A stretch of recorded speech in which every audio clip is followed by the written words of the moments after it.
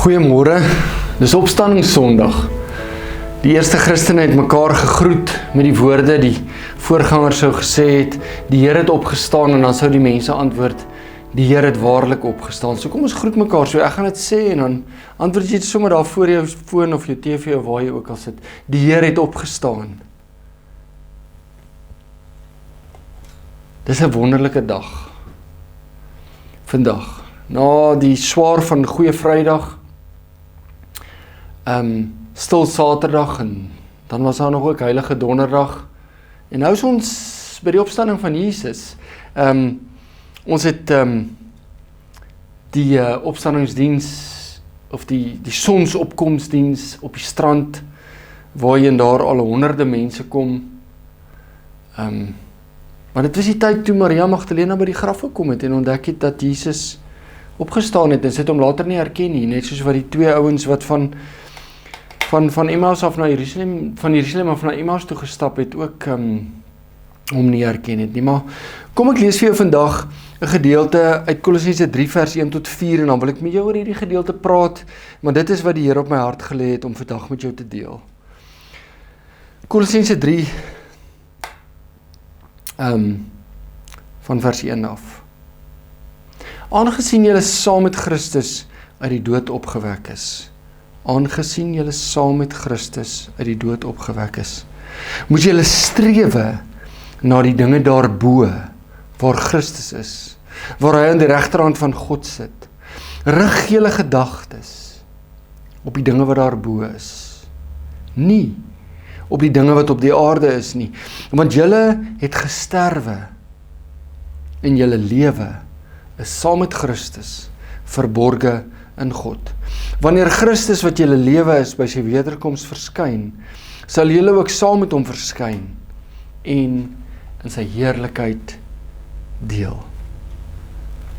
Wat beteken dit om saam met Christus uit die dood opgewek te word? Wat beteken dit om saam met Christus te sterf en uit die dood opgewek te word? Hoekom is ons dood? Ons is nie dood nie, ek lewe dan. Hoekom is dit nodig dat ek uit die dood moet opgewek word? Ons lewe hier op aarde is baie keer, of meestal, 'n treinsmash as gevolg van sonde. Dis nie 'n vol, ryk, vervulde lewe soos wat God wil hê ons moet hê nie. Dit is 'n treinsmash as gevolg van sonde. En daarom is ons dood. Skuldgevoelens oor die verlede maak ons dood. Ons skaam wees oor ons sonde, dit maak ons dood. Ons lewe het in Christus heeltemal verander. Ons het wakker geword vir 'n nuwe lewe. Ons het agtergekom dat die lewe gaan oor meer as waar gaan ek op my volgende vakansie, of waar gaan ek geld kry om iets te koop. Die lewe gaan oor meer as dit. Ons word wakker vir 'n nuwe lewe. Ons word saam met Christus opgewek. Ons staan op vir 'n nuwe lewe, 'n nuwe kyk, 'n nuwe verstaan van hoe dit is om te lewe hier op aarde. Opstanding is nie net iets wat ek ervaar eendag as ek doodgaan nie. Opstanding is iets wat ek ervaar nou hier terwyl ek lewe. In hierdie lewe, hierdie moeilike lewe. Ons het iemand op ons kerkraad gehad wat eendag 'n ding gesê het. Hy het gesê, julle mense kan maar so praat oor geld, maar ek wil net vir julle sê, Absa se datum bly die 31ste. Absa se datum sal altyd die 31ste bly. Die lewe hier op aarde is moeilik, en die wêreld en die lewe en die sonde het 'n manier om ons dood te druk, om ons dood te maak. Maar Christus het gekom, en hy gee vir ons 'n alternatief, 'n nuwe lewe. Hy wil hê ons moet opstaan om regtig te lewe. Iets waarna ons kan uitsien. Dis elke môre nuut. Luister wat staan in Klaagliedere 3, vers 22 tot 24. Deur die liefde van die Here het ons nie vergaan nie. Daar is geen einde aan sy ontferming nie. Dit is elke môre nuut. U trou is groot. Ek sê vir myself, die Here is my lewe. Daarom hoop ek op hom. 'n Nuwe lewe. Die Here is my lewe. Daarom hoop ek op hom. Elke dag gee die Here vir ons 'n nuwe lewe, krag, waardes om te leef vir daai dag. Psalm 23 sê dat die Here lei ons op die regte pad tot die eer van sy naam. Net voortsteed, sê dit, hy gee my nuwe krag. Hoekom nuwe krag? Want die Here kom nie gee ons krag aan 'n loop nie. Hy kom elke dag en gee vir ons nuwe krag. Net soos wat Jesus ons geleer het, ons moet bid. Gee ons vandag ons daaglikse brood. Ons moet streef na die dinge daarbo waar Christus is, sê die Bybel. Watter dinge is dit? Wat is die dinge daarbo waar Christus is? Dit is hemelse prioriteite. Goddelike prioriteite. Wat is prioriteit in die hemel? Wat is prioriteit by God, waar Jesus aan die regterhand van die Vader sit? Wat is prioriteit daar? God se wil, ewige waardes, soos vergifnis, liefde, respek, aanvaarding, 'n diep verhouding met God drie-enig, geestelike groei en heiligheid, dinge wat God se karakter reflekteer. Die volgende in Psalm 103 vers 8 kom 7 keer in die Bybel voor, het reflekteer God se genade. Barmhartig en genadig is die Here, lankmoedig en vol liefde. Barmhartig, God se hart klop warm vir ons. Genadig, hy is geduldig met ons, hy vergewe ons. Lankmoedig, draak nooit op nie. Hy elke keer vat hy ons weer terug, elke keer vergewe ons en dan liefde. Hierdie gedeelte in Kolossense 3 sê baie duidelik dat ons moet ons gedagtes rig op die dinge daarbo waar hy aan die regterhand van God sit. En hierdie ding moet vir ons 'n klou gee. Wat beteken dit dat Jesus aan die regterhand van God sit? Dis 'n aanhaling uit Psalm 110 vers 1 waar daar staan: Die Here het vir my Heer, die koning gesê, kom sit aan my regterhand en ek sal jou vyande aan jou onderwerp. Wie is in beheer? Ons sing daai liedjie, né? Wie regeer? Wie is in beheer? Wie is in beheer? Is ek in beheer? Wil ek in beheer wees? Is die wêreldmagte, die politici in beheer? Is geld in beheer? Wie is in beheer? Jesus is in beheer waar hy regterhand van God sit. God is in beheer. En ek gee die een wat in beheer is, eer. Ek wil dink soos hy dink, want hy is in beheer. Ek wil leef soos hy leef, want hy is in beheer. Ek gaan my aan hom onderwerp, want dit is waar ek wil lewe. As ek my byvoorbeeld, as geld in beheer is, dan gaan ek my aan geld onderwerp, en ek gaan lewe soos iemand wat vir geld lewe. Of wat ook al. Waar lê my identiteit? Lê my identiteit in hoe mense my sien? Lê my identiteit in wat ek doen? Lê my identiteit in wat ek het, vir geld en so aan? Al hierdie dinge wat ek nou opgenoem het, is 'n vals identiteit. Want daai goed is nie in beheer nie. Al dink ek is in beheer, of al wil ek dit in beheer maak. God is in beheer, Jesus is in beheer, waar hy aan die regterhand van die Vader sit. En daarom is my identiteit, my ware identiteit, nie my valse identiteit nie, my ware identiteit, is dit hoe God, wat in beheer is, my sien, want dit is die een wat saak maak. Hy is die een wat in beheer is, hy is soewerein. Rig julle gedagtes op die dinge daarbo, wat daarbo is, nie op die dinge wat op die aarde is nie. O jene, ons sukkel met hierdie ene. My gedagtes is so baie maal gerig op die dinge wat op die aarde is. Bekommernis oor my mense. Is ek goed genoeg? Gaan ek genoeg hê? Wie gaan vir my lief wees? Wie gaan vir my sorg? Ek dink nie ek kan dit doen nie.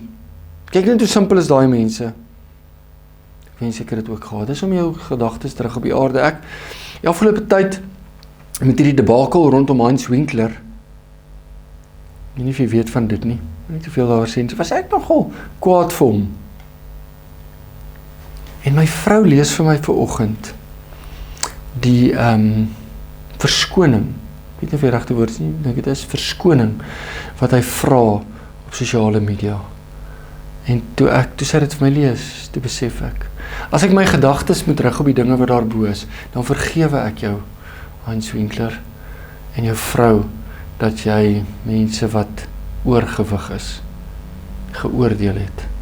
Want jy erken dat jy 'n fout gemaak het en jy bely jou sondes. En wie's ek om dit teen jou te hou? As ek dit teen jou gaan hou, dan gaan ek my gedagtes rig op die dinge op aarde. Maar as ek jou gaan vergewe, dan rig ek my gedagtes op die dinge daarbo, net soos wat ek glo jy ook doen. Wat is die dinge daarbo? Dis dit. Kyk hoe lief het God daardie een. Ek moet hom ook lief hê. Kyk net hoe goed sorg God vir my. Dis wat hy wil doen. Kyk net hoe amazing is die Bybel. Dis so lekker om saam met iemand te bid. Kyk hoe lief het God vir my. Ek is vergewe. Ek wil vergewe. Dit is die hemelse prioriteite. Vers 3 sê, want julle het gesterwe en julle lewe is saam met Christus verborge in God. Julle het gesterwe en julle lewe is saam met Christus verborge in God. Eers het ons gesterf. Van wat het ons gesterf? Van ons valse identiteit. Ek het nie nodig om suksesvol te wees in die wêreld se oë nie. Ek het nie nodig om geprys te word nie. Ek het nie nodig om myself te bewys nie. Ek's dood vir daai goed, of ek wil dood wees vir daai goed. My lewe is saam met Christus verborge in God. Ek wil dood wees vir daai goed, en ek wil lewe op die manier hoe God saam met Christus my sien, verenig in hom. Sy dood is my dood, sy lewe is my lewe. Ek is een met hom, soos Johannes 15 sê.